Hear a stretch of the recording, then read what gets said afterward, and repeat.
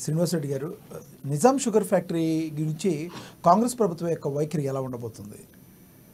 Nizam sugar factory మీకు ఇంకో ఇదొక రేవంత్ రెడ్డి గారు అంటే నేను ఏబుల్ అడ్మినిస్ట్రేటరు ఒక పరిపాలనా అధ్యక్షుడు వారిని నేను ప్రతిసారి ఎందుకు అంటున్నా అంటే ఉత్తర తెలంగాణ జిల్లాల రైతుల యొక్క వరప్రదాయిని ఎవరన్నా కాగున్నా నిజాం షుగర్ ఫ్యాక్టరీ.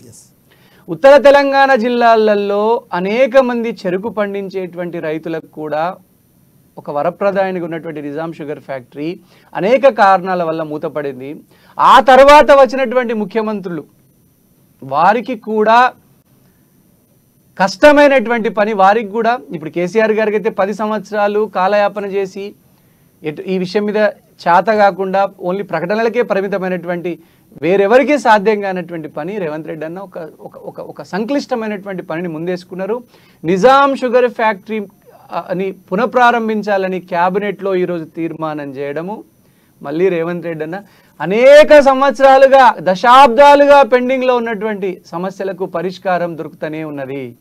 ఇది రైతు రుణమాఫీ కావచ్చు, ఇటు నిజాం షుగర్ ఫ్యాక్టరీని తెరిపించడం కావచ్చు, స్కిల్ డెవలప్మెంట్ కావచ్చు, ఇవన్నీ చాలా సంవత్సరాలుగా పెండింగ్లో ఉన్నటువంటి అంశాలు.